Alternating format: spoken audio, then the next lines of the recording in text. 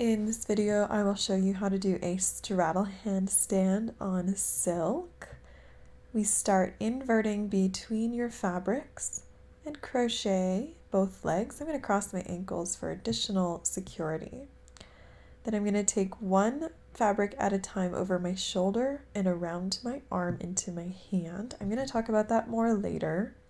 Push down, tensioning down on those tails, and then pop your feet out of their crochet and bring your legs into a straddle, always pressing your pelvis against the poles as you tension downward through your hands.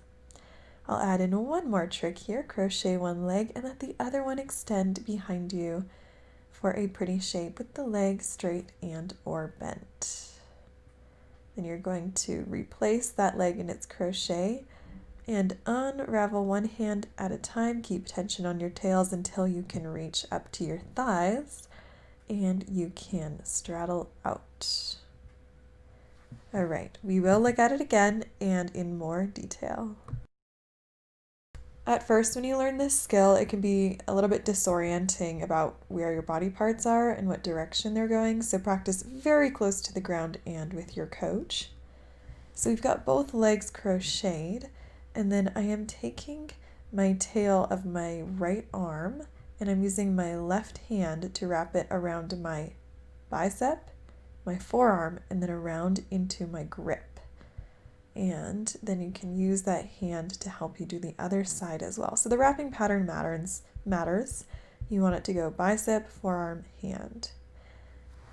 All right, now you want to tension downward, like you're reaching to touch the ground, and the feet are going to pop out. You're going to find your straddle shape, and just like a classic handstand on the ground, you need to hollow your body. You need to pull your ribs and your pelvis toward each other, or else you'll end up with this arch, which doesn't look very good here and isn't as strong.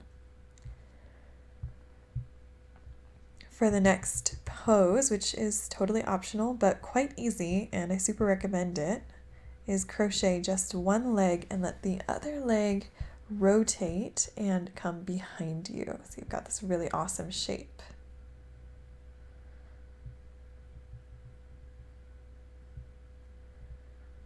Then you can go ahead and replace the leg in its crochet.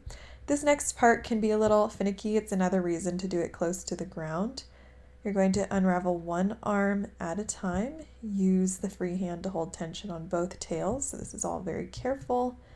And then as soon as you have your hand on one fabric, you should be fine. You don't need two hands on to be safe, but that's only if you're really familiar with the inverted crocheted position. If you're not, it might not be as straightforward and intuitive to keep everything in place.